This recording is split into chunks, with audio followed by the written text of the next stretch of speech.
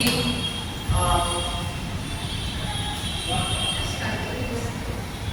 uh,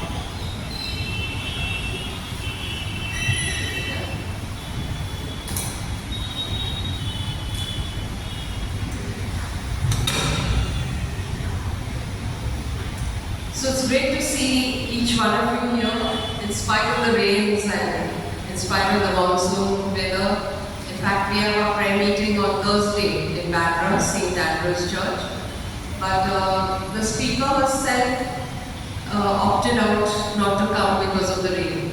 And surprisingly, Riaz and myself, we both prayed that very day, that night before, that Lord, if it's your will, because the forecast was there, that speaker also sent me the forecast, heavy rains for yesterday, today and tomorrow or something like that.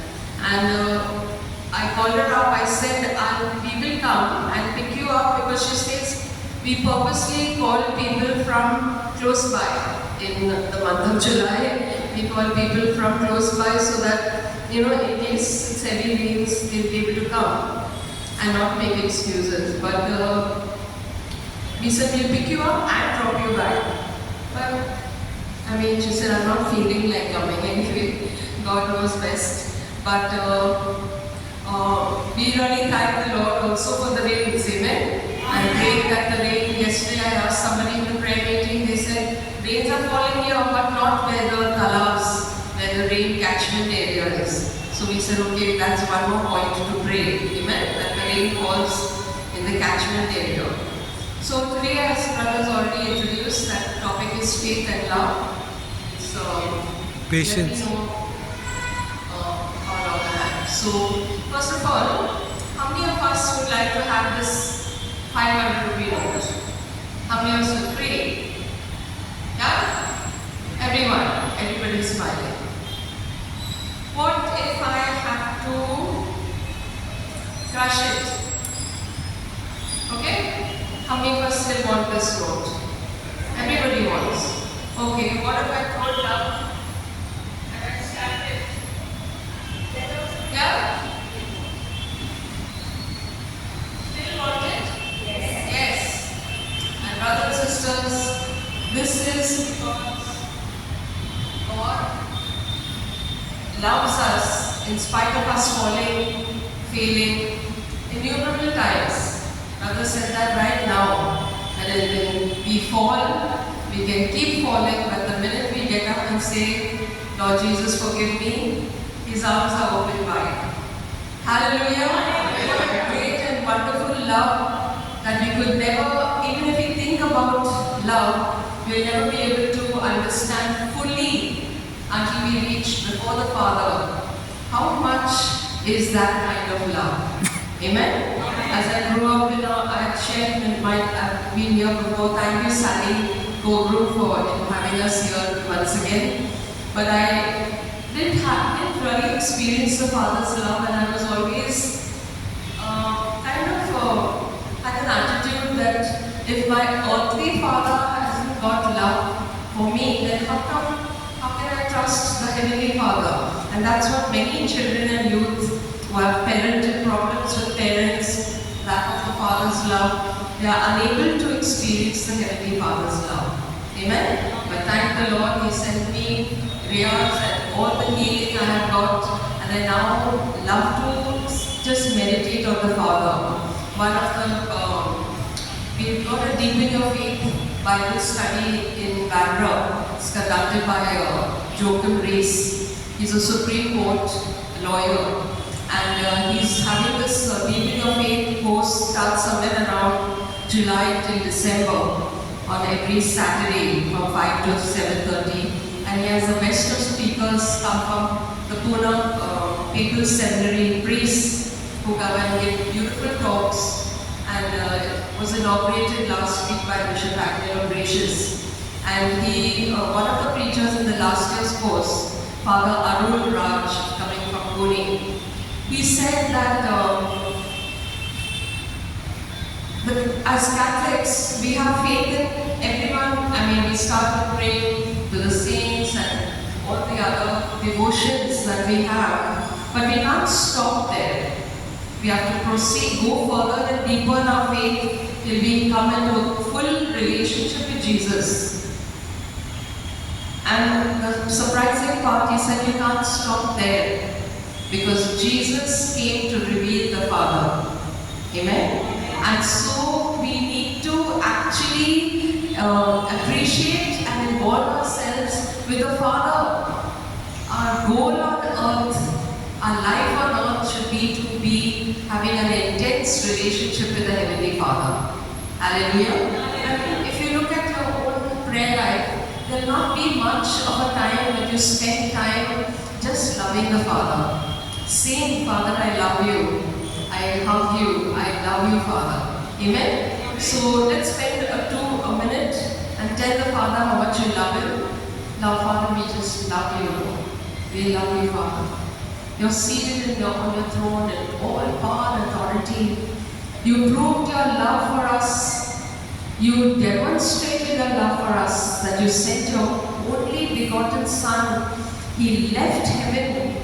You allowed him to go down and become a man.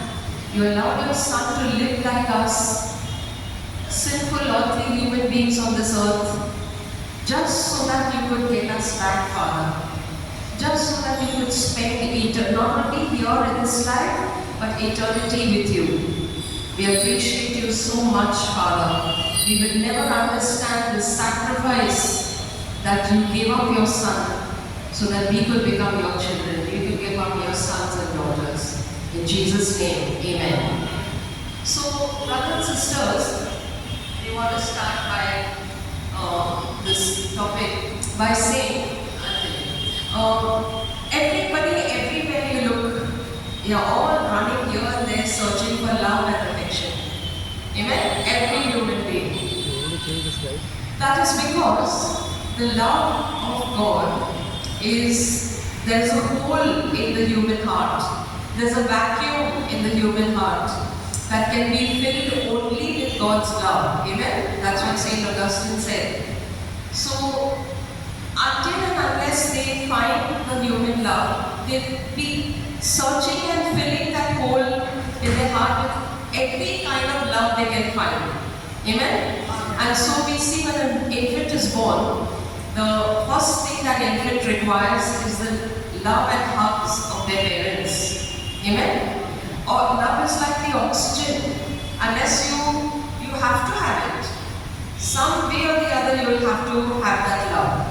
And you breathe in, you need to breathe in oxygen. And so we see here that the presence of love in people in our lives bring us the greatest blessing in our life. Hallelujah. The greatest blessing you and I have is the presence of love. He puts people, even if there's no much love in your home, somebody, your teacher, a person in your office, somebody will reach out and you will experience God's love. Amen? And so we see here that this kind of love is not just John 3:16, God so loved the world that He gave His only begotten Son. That, no, not yet. He gave His only begotten Son because He loved us. Amen? And so this kind of love is not just a warm feeling in our hearts. This kind of love is a love that goes out, it comforts those who are lonely. It tends to the people who are sick. Amen? It hugs the lonely, it comforts the sick and the fearful. It's a practical kind of love. Amen? It has to be demonstrated as the Father demonstrated His love to us. So we see here that before Jesus came, people experienced love in a very different way. There was a, I love you and I demand something out of you. Amen? That was the kind of love that was there in this world. But it's only after Jesus came that He put a different love on display. He showed a very self-sacrificing love, a giving love, an unconditional love, a sacrificial love. Amen? And that's what we see. The first thing about God's love, He gave His only begotten Son. Amen? And so this is the kind of love that we see. And the first point is this: love is not an option. Love is a command. Now when we hear this love is a command, people will say, how can you command the love? It has to come naturally to love somebody, right? But here the Bible tells us that love is a command. Amen? And so we look at a few scriptures. John 3:16, a new commandment I give to you, that you love one another as I have loved you, that you also love one another. John 15:12, this is my commandment, that you love one another as I have loved you. Next, so you see here that God is giving us a commandment. And when you see that, next. We will not go through all the scriptures because of the time. So how do I develop it? We've seen here now that love is a command, right?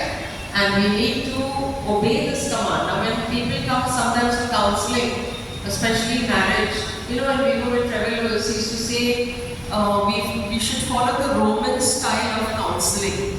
Because in the time of Rome, when the people came, they have both the parties who were offended had to come and be counseled together, right? If one party comes, they will run down the other person wholesale, and they will not tell their part, correct? So both the parties, both the husband and wife, the husband will say, brother, I can't, or sister, I cannot love my wife anymore. It's beyond now what she is doing. But what does the Bible say? Husbands, love your wives. Right? So, no matter what it is, you are commanded to love. Hallelujah. Praise the Lord. So, brothers and sisters, we see here that love is not an option. And we saw a few verses. Now we come to this part as, how do I develop this love? Now, we are responsible to love. We are commanded and we are responsible to love. In 1 Corinthians chapter 13, this is the last line. You all know that 1 Corinthians chapter 13, it's read in weddings and it's a famous love chapter. And every time people want to talk anything about love, you will see 1 Corinthians chapter 13. Amen? Love is patient, love is kind, love is this, all the attributes of love. And the last verse, Paul says, and now abides faith, hope and love, but the greatest of these is love. Now, if that was the last verse, then that means there's no more discussion about love. But the very next verse in 1 Corinthians chapter 14 verse 1, the first two words say pursue love. Okay? And so the fruit of the Spirit, love is a gift. But God is saying here, pursue love. That means we have to aggressively take a hard work from our side to love. And we're going to see in these two talks what happens when a person is difficult, what happens when a person is tough to love. That's where God will now begin to check and see whether as He loved and came down to, no matter when we were yet sinners, the Bible says, Lord Jesus died for us. Amen? And so we see here the challenges of love. How do I become a more loving person? So here we see John 3:16. God so loved the world that He gave. Okay, I told you that God's kind of love is a giving love. It's a sacrificing love. You're putting the other person first. And so John 3:16 says God loved. Now let's look at our part. 1 John 3:16. Now both of these are 3:16.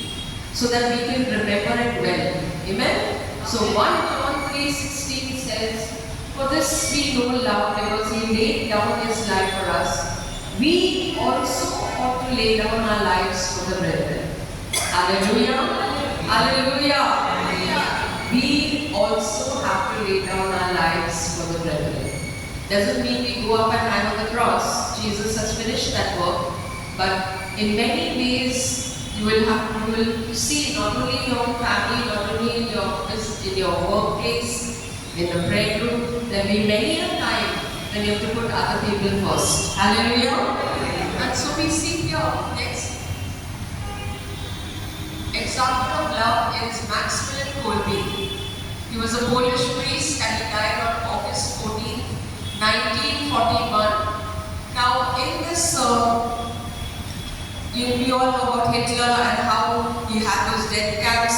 He killed 6 million Jews at that time. And nobody stopped him, nothing happened. And he was a form of the Antichrist, where he hated the Jews. That's why anti-Semitism is not of the Lord. Amen? No matter Jews are not perfect, their government is not perfect, but Bible tells us we have to pray for the peace of Jerusalem. Hallelujah. And so we have to pray for the Jews, for there's a veil over their mind. And until the Gentiles, that is all of us in the world, get saved, God is keeping their veil over their mind because they rejected Jesus the first time he came. Jews are thinking the Messiah is going to come as a royal commander of an army and he's going to overthrow the nations that are putting them down and subjugating them, and he's going to give them their justice and give them their legal rights. But that is going to come in the second coming. Amen? The first time Jesus came as a human being, as an ordinary carpenter's son, what people saw, but he was God and man, and they could not fathom that whole thing. Amen? The high priest Pontius Pilate tore his robes and said, when he said, are you the Son of God? And he refused to believe. So we see here now this Maximilian, one prisoner had escaped out of this camp. So for every one prisoner, 10 prisoners were sentenced as a fear to them not to do it again. As a fear, 10 prisoners were sentenced to be starved to death. And so they were taken down by those German soldiers into the tunnel, underground tunnel, block number 11. And there they were starved. Now Maximilian Kolbe was a young man, Francis Zech. He was crying and pleading the soldiers, let me free, don't kill me because I have a family, I've got small children. And so this Polish priest voluntarily came and said, I'll take his place. Amen? Let him free. And so he went down into those tunnels with the 9 other people, and he was leading those other people in songs, in hymns, in praising God and in prayer for those 12 for 2 weeks. They had to be starved. No water, no food for 2 weeks. So gradually the people, one by one started dying, and there were only 3 left. 4 left. This Maximilian Kolbe and 3 others. At the end of 2 weeks, they were still alive. So now the German soldiers wanted those underground tunnel emptied out. I suppose they must have had another group to come there. And they decided to kill him with a lethal injection. And so they killed him with a lethal injection of carbolic acid. And this injection killed him on the spot. And the Pope John Paul I on 10th of October 1982, he was canonized as a martyr. Okay? Kolbe was canonized as a martyr. And this man, Francis Zech, was saved because he took his place. Kolbe took his place. This Francis Zech was alive. He survived for 54 years after Maximilian Kolbe died. He lived for 54 years more of life. Hallelujah. He owed that life of 54 years with his family to Maximilian Kolbe. Amen? And he attended his canonization ceremony and he lived for 54 years. And we remember Maximilian Kolbe every year on August the 14th. Amen? August the 14th. So this is a wonderful example of being actually lived out your life. Amen? It may not come to that, but in many other ways, putting someone ahead of you, even in your family, when you're being falsely grumbled at, maybe it's not your fault, you have to just say sorry. Please forgive me. Amen? Many little ways that it starts. So now we come to this last point, which is practice love every day. Yeah. Now here, Ephesians 4:12, therefore be imitators of God, dear children, and walk in love as Christ has also loved and given himself for us. Amen? Now we see here that just as a baby starts walking, the parents put their fingers in their little hand and they start taking one step at a time. Amen? We all did that. And so, when you start loving one little attempt to love, one little step at a time you start loving. That's how God ordains. You start obviously in your home. Amen? That's the first place you need to start loving. And so, we see here, we have to take that love and we have to distribute the love that God has put in our heart and find ways, maybe just even a smile. Amen. When we had a talk on evangelism by Brother Gregory from Odun, he said, just start with a smile in the train, amen, or in the bus. You just smile, the person responds, or you can start sharing something. Some way in which you can share God's love with them. Hallelujah. So you start with one little step at a time loving people. Sometimes you may come across people who are difficult to love. But that's the time when we just pause and think of that great love that God loved you and how He accepted you the way you are. Amen? And that He helped you to love people. So brothers and sisters, we will bow our heads for this first part of the talk. We have heard Is there anything more for this? Yeah, let all that we do be done in love. Yes, Lord, we pray. Your word says, let all that we do be done in love. We ask you to forgive us, Lord, for the times we have been impatient. Forgive us for the times when we have taken those who love us unconditionally in our home. We have taken them for granted. We have not responded to that love of our parents, of our brothers, of our sisters. We have found fault. Maybe in 99 things they have done good, but that one little thing we remember, we hold a grudge against them. We ask you to forgive us, Lord. Help us to love. Help us to remember how you accepted and loved us, and love those, especially those who are not lovable. Help us to reach out to them, Lord. It could be even somebody in our maybe our immediate neighbor, whoever it is you are showing, and the Lord will reward us. The greatest reward you will ever have in your life is to love and be loved back in return.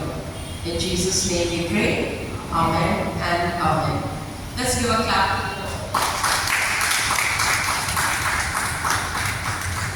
So now we come to the next part of our talk, which is patience.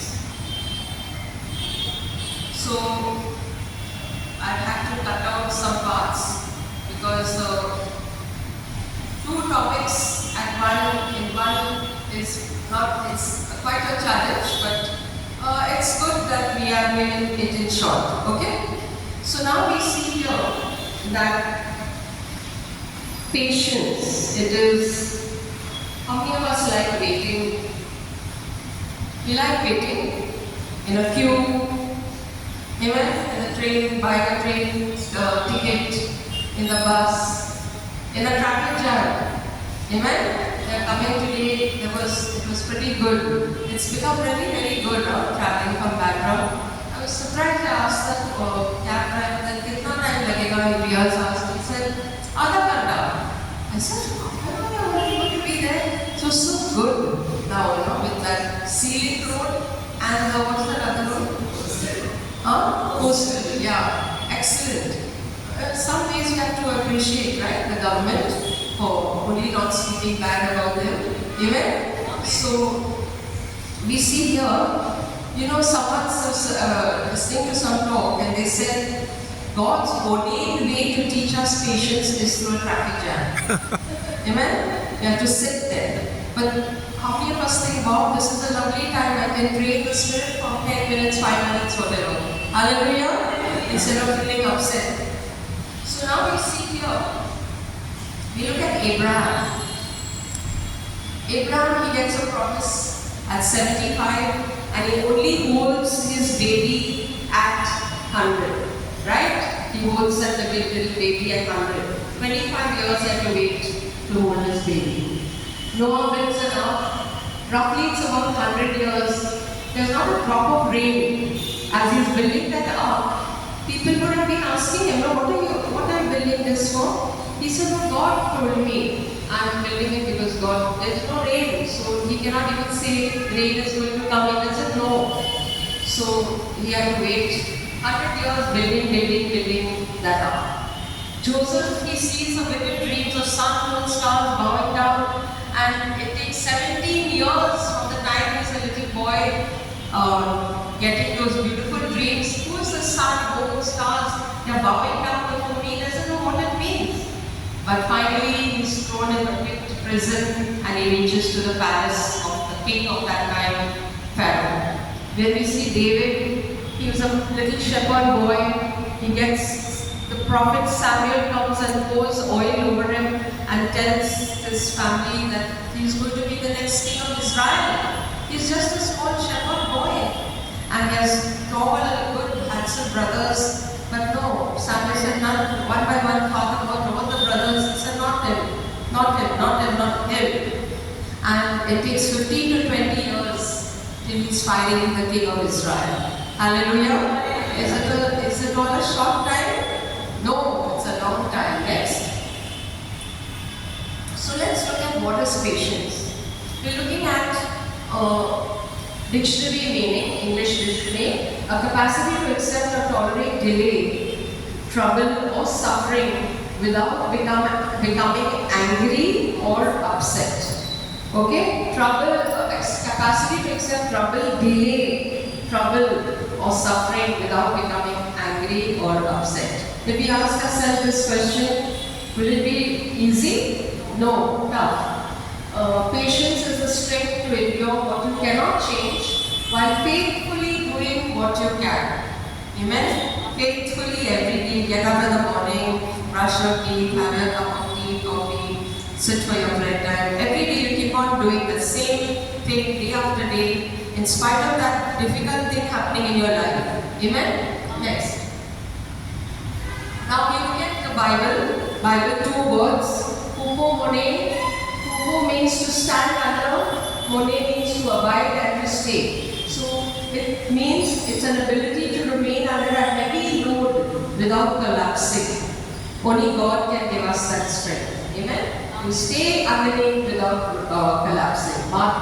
Macrothumia. A long-tempered people with people or slowness to anger, patience is the ability to bear up the suffering over a long period of time. Amen. That's why in Galatians chapter 5, where you have the fruit of the Spirit, it mentions long suffering for patience. Amen. That means it's an ability to bear up suffering over a long period of time. Amen. So there are no shortcuts here. Hallelujah. Hallelujah. Next. So we are looking at 4 specific areas where we will require lots of patience. Okay? There may be many more, and when we are looking at it, you try to find which is the area in your life that there is a struggle. Okay? So the first one is patience in affliction. Romans 12:12. Be joyful in hope, patient in affliction, faithful in prayer. Now here we look at Joseph's life. Joseph patiently waited with God in the times of affliction. He went from the pit to the prison to the palace. I told you before, our brothers were jealous. He told the dreams before time. That's why some things are not to be told to everyone. Amen? If you're getting some nice amount from your fixed deposits or some big amount comes, don't go everywhere and tell. Amen? Some people will be happy, some people will get jealous of you. So, Joseph told the dreams, and brothers got jealous, threw him in the pit. From the pit, one of the brothers stood up and said, let's not kill him. They were planning to kill him there. Let's not kill him, let's sell him to some traders were passing. They sold him to the Midianites. The Midianites took him as in the market in Egypt. They sold him to one of Potiphar, who was in the Pharaoh's main servants. So he now reached Potiphar's house. There he was accused by Pharaoh's wife, tried to seduce him. And he said, I cannot sin. I cannot sin before God. I cannot sin before my master. How can I do this? And he ran away, but she accused him that he has raped her. So he had to bear up the stigma of being called a rapist when he was a pure and godly man. And finally, they chose to be patient in spite of not knowing how his future looked. Next. Okay, that's the next point. No, bring it back. So, brothers and sisters, affliction, all of us go through something in our life. Amen? But we have to wait.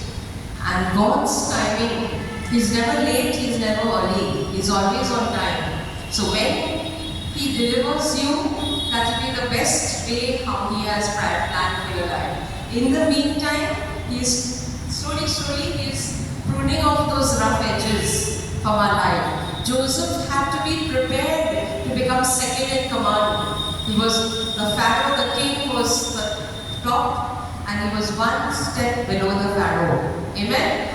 All Pharaohs and nothing will move in Egypt unless Joseph says so. Hallelujah! Hallelujah! Hallelujah! So brothers and sisters, we go to the next. Patience in the time of unanswered prayer. God hears you even when heaven seems silent. Amen? Someone said the loudest noise you will ever hear in your life is the silence of God. When God is silent, you are left wondering what is happening now. I'm praying. God, where are you? Amen?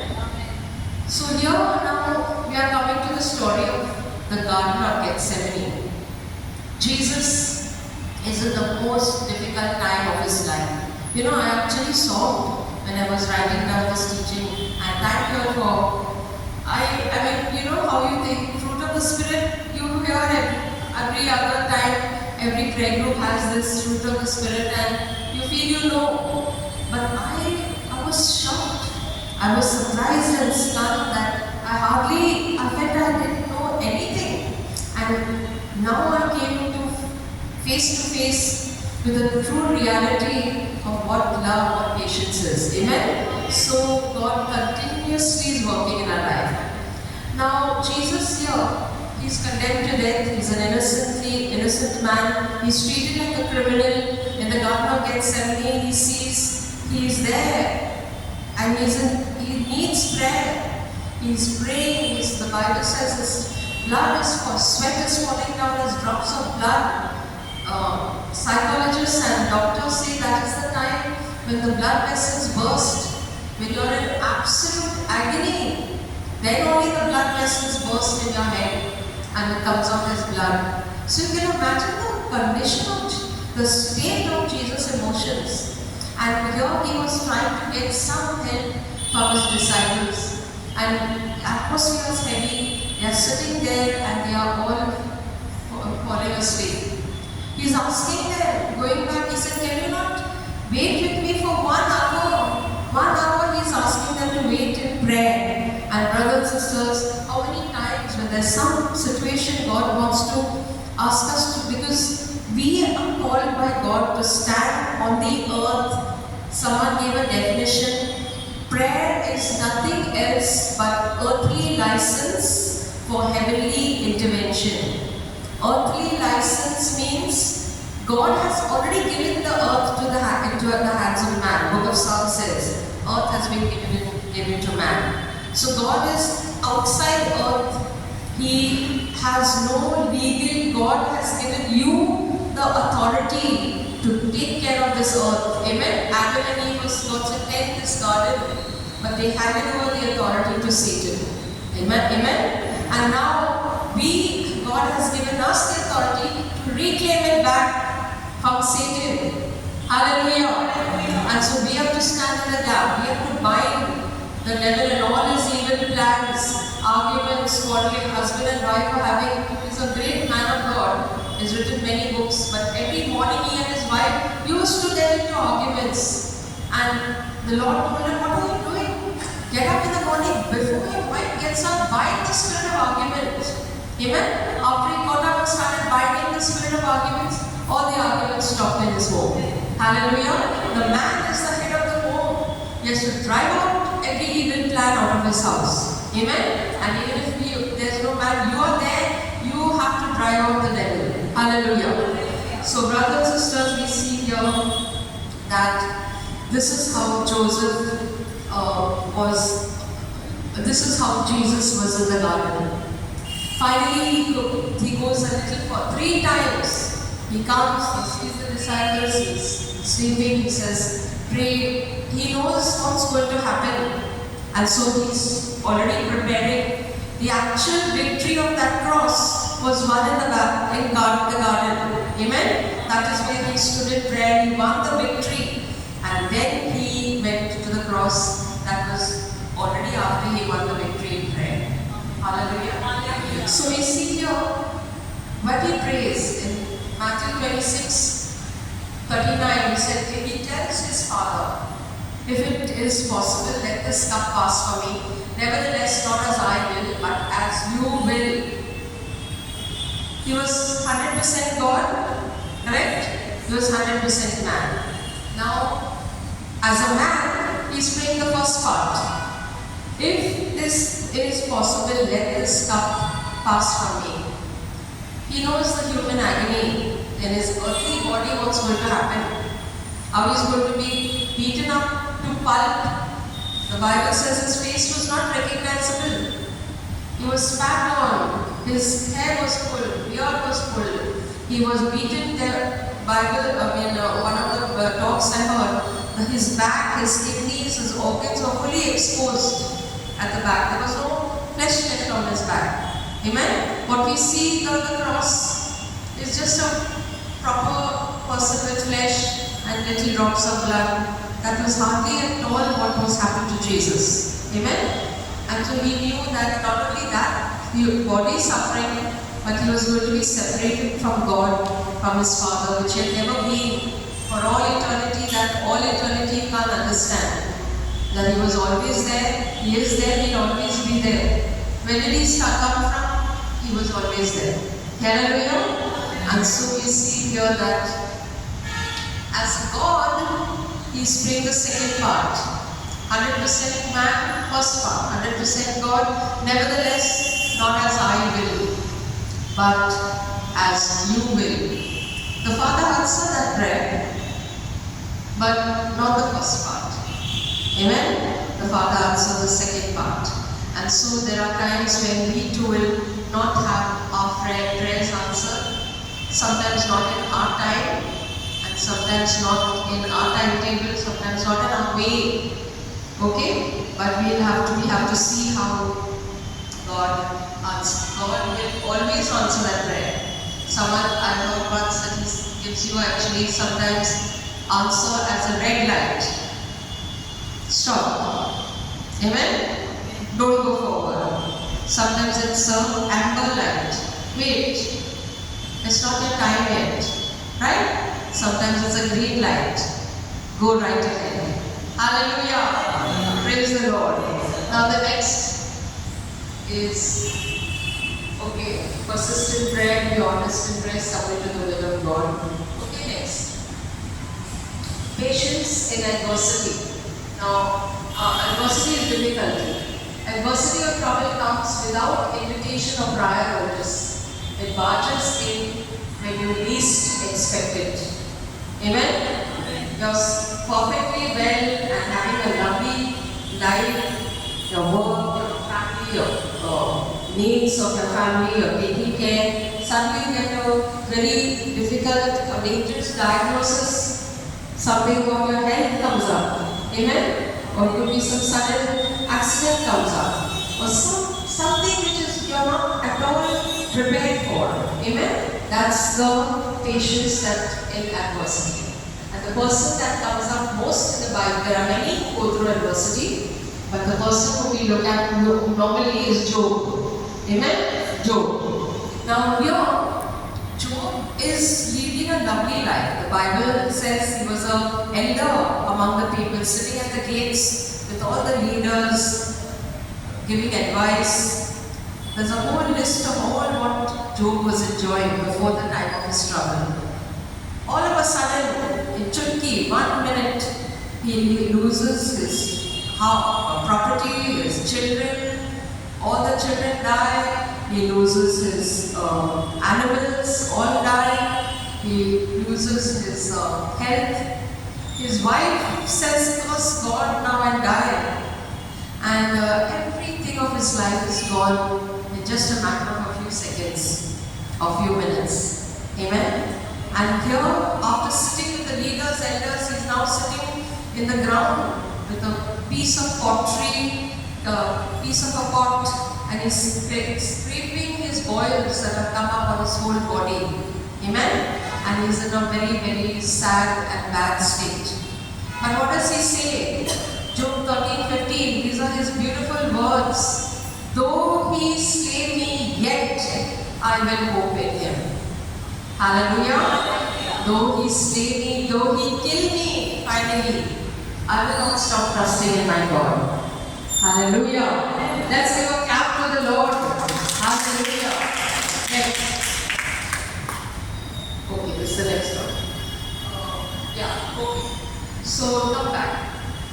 Though he slay me, yet I will give him. Many, many beautiful words that Job says.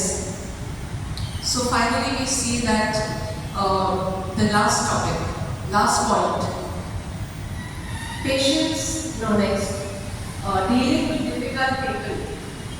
Here, Paul writes a very nice word, Romans 12:18. If it is possible, as much as depends on you, live peaceably with all men. This is practical advice Paul is giving us. Hallelujah. We have to try and live in peace with the political party of our place. Hallelujah. That's why we say sometimes, oh, see how the priests are going, they're bowing before the idol, they're doing this. But what is in their heart? How they're trying to bring peace in that volatile situation. Amen? So we see, we're not saying that that's right, but we have to live as much as possible at peace with people. Amen? And so, anything else after this? Okay. We're looking at David and Saul here. Now we know David, he was a young man, he was a warrior, and Saul was king. He takes him into his house, he's a god. David starts winning wars, and God's hand is over that boy. Amen? So he's successful. But one day, Saul hears one tune, song people are singing, and one line brings up a huge volcano of insecurity. The ladies are singing. Saul has killed his thousands, but David has killed his tens of thousands. So Saul has killed only thousands. David has doubled. He has killed tens of thousands. Now that began to torment Saul. He forgets about all his enemies. The Philistines are trying to attack the Jews. Nothing matters after that. After that, his number one enemy becomes David. He takes a spear, he tries to kill him. Now David does three things. He separates himself from Saul. Then after that, once when he's hiding he puts a distance between him and Saul. Why? So that he has peace of mind. Amen? Sometimes you don't have to keep on staying. Sometimes it's difficult to counsel when the person is being abused, especially in a marriage, when the husband is abusing the wife. Sometimes I'm counseling and saying, stay there only, and finally she's killed. So that has to have a lot of discernment in those matters. So David separates himself to bring peace. He's hiding in the caves with his soldiers. Saul comes into that same cave to relieve himself. And his soldiers start telling him, God has given your enemy into your hand. Seize him, kill him. God has given you this man into your hands. But David says, no, I will not touch the Lord's anointed. Amen? Let God deal with him in his own time. And finally, Saul is dead. David is now king. Now when David is king, he could enjoy himself, he could enjoy his kingship, he's a Raja. But what does he do? The first thing he says is there anybody in the house of Saul whom I can show kindness to? See the heart of David. He says, can I show kindness? And they bring before him Saul's grandson. We know the story of Mephibosheth. He's a lame boy and he's been dropped down by a servant when they were running. And he brings Mephibosheth and seats him at his table. And he feeds him the same food that he's eating. And he's good to his grandson also. Hallelujah. Hallelujah. Hallelujah. Hallelujah. Yeah, next. So, this is a picture of God's grace given. Don't fight for your rights. Show mercy instead of revenge. And keep your heart from poisonous thinking. Anything else? Okay. So, shall we now just meditate for just a minute on how God wants to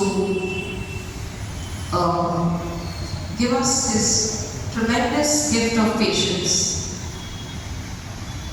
Lord, we thank you for all that we have heard, especially, Lord, how you dealt in the time of unanswered prayer, how you were paying the price, sitting in prayer. Help us to be those that are praying even in the midst of our busy day and activity. We pray, Lord, that the patience that you gave Job, we too will have that patience. Keep space, show grace, and let God take care of your case. As we end with these words, we go home rejoicing, knowing that the Lord has never left us, never forsaken us, and He will make us victorious in that to love as He loved, a sacrificial love, and have the patience as He has had with us. In Jesus' matchless name we pray. Amen.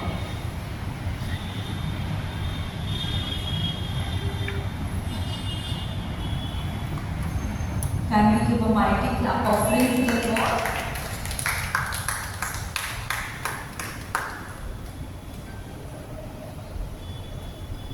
We thank the Lord for the gift of Shanti and her husband Riaz, for both of them together. Whenever Shanti comes for a talk, her husband is always doing the recording of a talk. And I'm sure that Shanti will be going home and seeing what she may have missed out or whatever and improve herself. So we thank the Lord, and so beautifully she has explained about the gift, the fruit of love and patience. Because always we feel that we have heard so much. Whenever we go for retreats, we hear about love. And every time we say that, every time we think about, we listen to this love, this fruit of love. But every time that the preacher speaks, there is something new that the preacher brings about. And I'm sure that every one of us have benefited from this talk of Shanti, that she has spoken about love and patience. So beautiful, with so many examples.